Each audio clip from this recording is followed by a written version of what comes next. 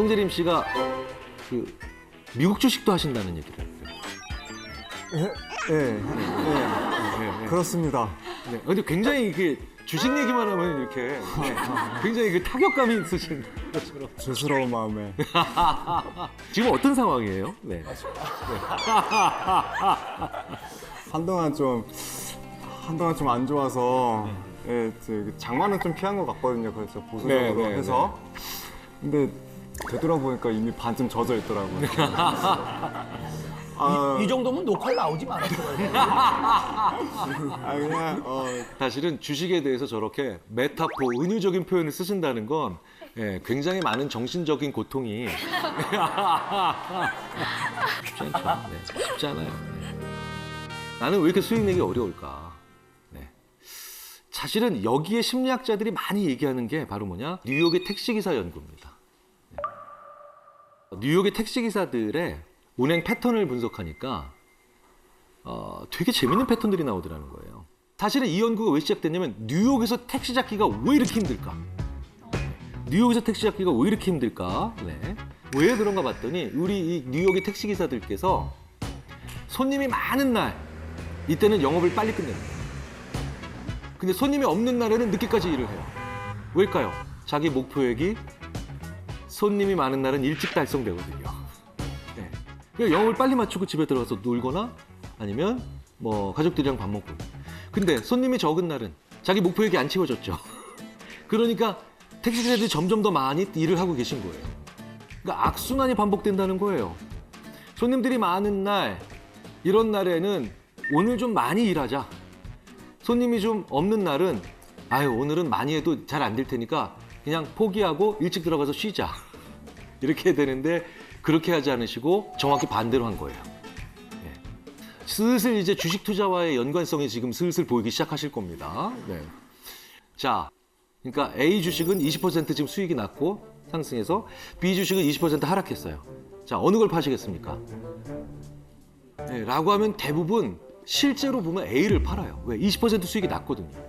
그런데 대부분은 계속해서 수익이 나는 건 놔둬야 돼요.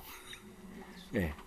근데 손실이 고통스러우니까 20% 손실이 난 주식을 오히려 못 파는 거죠. 네. 대부분 패턴을 보면 현재 계속해서 수익을 내고 있는 것은 뭡니까? 장기적으로 더 보유할 만한 것들이고, 그리고 어느 정도 시간이 지났는데도 자꾸 하락하는 거는 이제 보유할 가치가 없는 경우가 많은데 우리가 반대로 하는 경우가 많다는 거예요. 반대로. 네.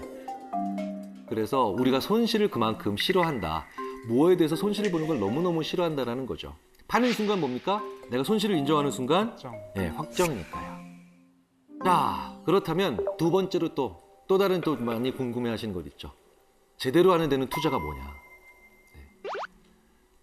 투기와 투자의 차이 어떻게 저희가 설명하느냐 그부터 말씀드릴게요. 투기와 투자는요, 도박과 게임과 비슷해요. 도박할 때는요, 게임할 때랑 뇌가 다르거든요. 도박할 때의 뇌를 보면 뇌를 거의 안 써요. 머리를 거의 안 써요. 다만 갑자기 좋은 결과가 나왔을 때 보상중추, 즉 쾌감중추만 꽉 떠요. 언제겠습니까? 오광 떴을 때. 네. 그러니까 도박의 룰은 간단하잖아요. 네. 도박은 대부분의 사람들이 반나절이 아니라 단 1시간도 안 돼서 대부분의 룰은 간단하게 일단 배울 수 있어요. 그래서 도박은 어느 정도 익숙해지자면 2, 3일만 지나도 머리를 안 씁니다. 근데 게임을 할 때는 굉장히 뇌가 많이 활동해요. 왠지 아세요? 게임을 할 때는 우리가 일반적으로 계속 하는 만큼 변화가 생기고 점수가 바뀌고 그렇기 때문에 머리를 엄청 써요. 네, 게임을 할 때 보면 오히려 쾌감 중추는 별로 안 떠요. 활성화를 잘 안 합니다.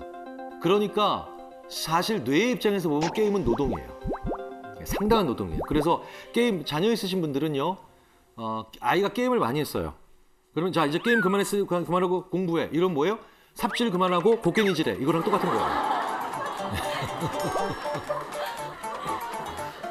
삽질을 계속했으니까 뭐 해야 돼요? 곡괭이질 다 하기 전에 쉬어야죠. 네. 한 번은 그런 부모님이 돼보시는 것도 어떨까 싶어요.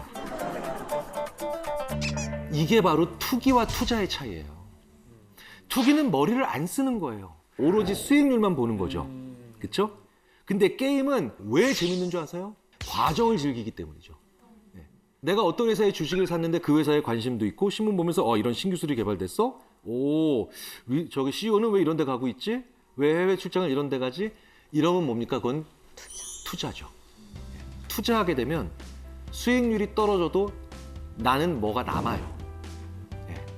게임을 했을 때 아주 스케일이 큰 게임이나 아니면 복잡한 게임을 하게 되면 게임에서 저도 뭐가 남아요? 기량이 남죠. 기량이라는 게 남고 재밌는 스토리들이 남아요. 우리들이 소비할 수 있는 것들이 되죠.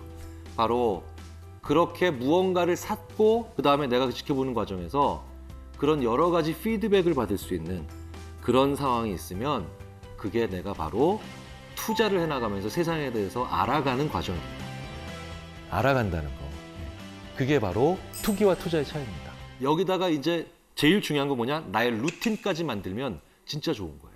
저의 루틴 말씀드려 볼게요. 저는요, 저를 불러서 강의를 들어주신 그 기업의 주식을 그날 강연료의 한 10% 정도 떼어서 그 회사 주식을 삽니다. 예. 왜냐면 심리학자 불러서 강의 들을 회사는 안 망한다예요. 예. 최소한 공부하는 회사잖아요. 교육하는 회사는 안 망해요. 그래서 저는 이렇게 저만의 루틴을 만들어서 지난 15년 동안 해서 조금씩 산 겁니다. 네. 이게 바로 무슨 얘기냐? 매번 내가 조금씩 산다. 소액씩 정기적으로 투자한다. 말은 쉽지만 절대로 안 되잖아요. 저는 제가 하는 것에 뭐가 있느냐? if, then, when이 있기 때문에 그렇습니다. if, 만약, then, 그렇다면 when, 언제.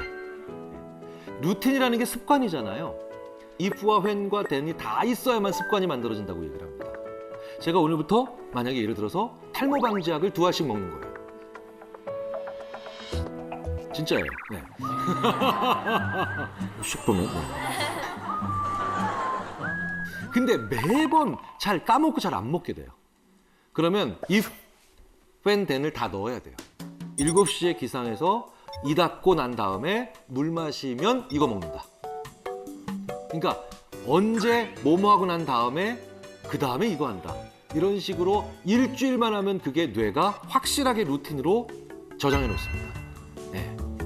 그래서 예를 들어서 3일에 한 번 헬스장 피트니스 센터를 갔다 와서 뉴스를 검색하고 난 다음에 10만 원씩 주식을 산다. 이런 식으로 해야 된다. 이런 경우도 있죠. 정말 떨어졌을 때 산다. 근데 늘 경험하시죠? 떨어졌을 땐 돈이 없죠. 그렇죠? 네. 그래서 패닉 계좌를 만들어 놓으셔야 돼요. 패닉 계좌를. 그러니까 공황장 때 아니면 완전히 엉망인 장세일 때 쓰는 용도로 이거는 그 돈을 집어넣어 놓고 현금을 놓고 현금 계좌에 그냥 패닉장 계좌라고 이름을 붙이셔야 돼요. 왜냐하면 평상시에 다른 목적으로 쓰는 돈은 그렇게 투자가 안 되거든요. 제가 2020년 3월 왜 우리 코로나 때 막 난리 났었죠. 한번 쫙 2000 밑으로도 한번 떨어진 적이 있습니다. 근데 제가 마침 그때 제 책에 인세가 들어온 거예요. 인세가. 예. 그러니까 우연한 돈이죠. 전혀 예상하지 못했던. 근데 하필이면 그날 저녁이 그 해 가장 주가가 떨어졌던 코로나 초창기에. 그거 딱 보고 오! 그러니까 뭡니까? 평상시에 제가 사고 싶었던 주식이 있었죠. 그게 다 반토막이 아니라 거의 3분의 1 토막씩 나 있어요. 그걸 산 거예요. 그래서 제가 기분이 너무 좋아서 잠이 안 오는 거예요. 네. 외국 연구자들한테 이 얘기를 했더니 그 친구들이 이러더라고요. 실제로 패닉장이 됐을 때 투자하는 계좌를 따로 만들어야 돼. 대공황용 계좌. 네. 재밌는 건 이게 대공황이 아니면 돈을 못 뺀대요. 사람이 심리적으로. 그건 당연합니다. 왜냐? 사람이 우리 딸 결혼자금 500만 원, A은행, B은행, 우리 아들 대학 등록금 500만 원 붙여놓으면 되게 웃긴 건 둘 다 500만 원이죠. 근데 왠지 딸을 위해서는 이 은행에서 돈을 찾아야 될 것 같고 아들 대학 등록금은 여기서 찾아야 될 것 같아. 심지어 지금 요 은행 앞인데도 딸 위해서는 저 은행 가야 될 것 같아. 이런 느낌이 있어요. 계좌에 이름을 붙이면 거의 못합니다. 다른 용도로. 그러니까 뭡니까? 패닉용 계좌 혹은 대공황용 계좌를 만들어 놓는 거예요. 만들어 놓는 겁니다. 자, 그러면 그게 평상시에 정말 그런 난리가 났을 때 외에는 돈을 안 쓰게 되어 있어요. 네. 그러면 이제 마지막으로 오늘 큰 돈을 벌었다 치자고요. 설사 복권에 당첨됐다 치자고요. 평범한 우리가 큰돈 만질 수 있는 가장 대표적인 루트가 복권 당첨되는 거잖아요. 그런데 복권 당첨자들의 상당수가 아니라 거의 대부분이 파산합니다. 그러면 이 복권에 당첨됐다가 잘 파산하지 않는 제 주위에 있는 사람들 이야기를 좀 드려보도록 하겠습니다. 제가 봤던 많은 유태인 가정들은 아이가 한 5살, 6살쯤 되니까 톰, 오늘 너한테 100불이 생기면 어떡할래? 종이에 주고 써보라 그래요. 아이가 갑자기 100불을 내가 가진다는 생각을 하니까 막 10센트, 20센트짜리 뭐 보면서 자기 주위에 있는 사람들의 이름이 막 나오면서 막 밤새 적기 시작합니다. 내가 좋아하는 옆집 메리한테는 눈깔 사탕 만약에 1불 50센트 정도. 그다음에 내가 별로 안 좋아하는 우리 형 마크한테는 그냥 지렁이 사탕 한 개. 30센트. 거기 이제 그 아이의 위시, 소망이 나오는 거죠.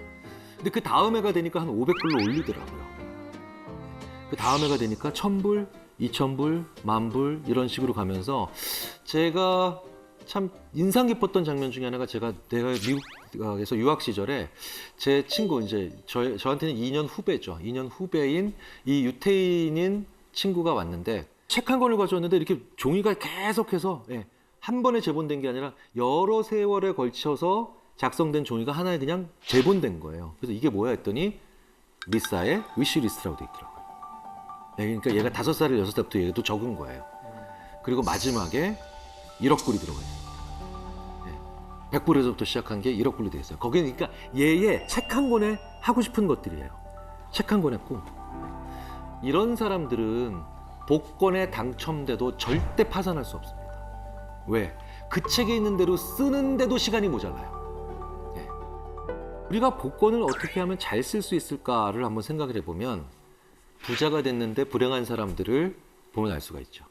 부자는 절대로 꿈이 돼서는 안 됩니다. 목표가 돼야 돼요. 무슨 얘기냐면 제가 꿈과 목표를 구분하지 못하는 사람들에 대해서 굉장히 많이 얘기를 하는데요. 이게 사실은 참 대단히 어려운 질문이에요. 어려운 질문인데 왜 그러냐면 실제로 제가 많은 기업에서 부장님들한테 이렇게 질문을 드려요. 부장님의 꿈이 뭔가요? 사장 되는 겁니다. 그러면 제가 이렇게 한번 진지하게 다시 여쭤봐요. 사장 되는 건 꿈이 아니고 사장 돼서 뭘 하고 싶으신지가 꿈이어야 되지 않을까요? 이렇게 말씀을 드려요. 예. 그러니까 행위가 좀 있어야 되는 거죠. 자, 그런데요. 한국 사람들이 목표는 있는데 꿈이 없어요. 예, 우리가 꿈이 없어요. 왠지 아세요? 꿈을 얘기할 수 있는 기회가 없어요. 왜? 너무 현실성이 없다고 혹은 지금 네가 해야 될 일이 여기 있다고 생각을 하면서. 그래서 목표는 있는데 대부분 우리가 꿈을 꾸기가 되게 어렵거든요. 위시리스트가 없잖아요, 우리가. 그런데요, 참 재밌는 건 이 복권이 위시리스트를 만드는데 진짜 좋은 재료가 됩니다. 예. 저는 출장을 자주 다녀서 이제 KTX나 SRT를 자주 타는데요. 서울에서 만약에 부산을 간다, 서울에서 뭐 광주, 목포를 간다 이럴 때 얼마 전부터 재밌는 필기를 시작합니다. 일단 그런데 이걸 하기 위해서 입장권이 필요해요. 그게 1,000원짜리 복권 한 장이에요. 왜? 내 위시리스트를 그냥 써보려고 했더니 내 양심이 허락하질 않아요. 이성이 너 뭐 하는 거냐고 자꾸 놀려요. 근데 참 신기하죠? 1,000원짜리 복권 한 장을 딱 사서 서울역에서 딱 앉고 그 다음에 선반 펼쳐지니까 거기다 딱 올려놨더니 내 위시리스트를 적어도 아무런 비난이 없어요. 제 양심과 이성에서. 왜? 100억 당첨되기만 하면 얼마든지 어쨌든 0보다는 큰 확률이거든요. 쓰기 시작합니다. 야, 써요. 진짜 시간 잘 가요. 진짜 시간 잘 가고 별의 별 얘기들이 다 나옵니다. 더 신기한 건 내가 마저 이런 것도 해보고 싶었었지 라고 하는 리스트들이 끊임없이 나와요. 2시간 반 동안 부산을 가는데 진짜 왜 요즘 말 그대로 순삭. 시간이 그냥 갑니다. 자, 그게 바로 확률적으로는 바보 게임이지만 복권의 가장 중요한 기능입니다. 나의 위시를 만들어낼 수 있다는 거죠. 그리고 들여다볼 수 있다는 거예요. 자, 그렇다면 오늘 한 번쯤은 우리의 가족 식사에 이 복권을 사가지고 가보시는 건 어떠냐는 거예요. 우리 가족 식사에. 네. 우리 엄마, 우리 아빠, 나의 사랑하는 형제자매들이 있는 내 아내가, 내 남편이 있는 그 가족의 식탁에 가족의 명수만큼 복권을 한번 사가지고 가보시면 어떨까요? 정말 꽤 많은 가정에서 기적을 경험하게 되실 겁니다. 정말 재밌는 경험들 하게 되실 거예요. 저도 한번 이걸 해봤거든요. 제 아내가 그렇게 남부 스페인에 관심이 많은지 몰랐어요. 그리고 제 아내가 그렇게 스쿠버 다이빙에 관련된 책들을 보는지도 몰랐고요. 그리고 저희 아이가 음악과 미술 중에 뭘 좋아하는지 몰랐고, 그리고 제 어머니와 제 아버지가 그렇게 멕시코라는 나라에 가보고 싶어 하시는지를 몰랐습니다. 정말 이 복권 한 장으로요, 복권이 당첨된다면 어떡할 거야 엄마? 어떡할 거야 여보? 라고 하는 이 대화 속에서 내 가족과 살면서 10년, 20년, 30년, 아니 내 부모님과 살면서 50년 동안 살면서도 서로가 꺼내지 못했던 현실의 제약 요건이나 우리의 양심과 이성이라고 하는 이 친구들이 이렇게 눌러놨던 진짜 내 가족의 소원, 소망, 위시들이 쏟아져 나오는 이런 신비로운 경험을 한번 해보시면 어떨까 싶습니다.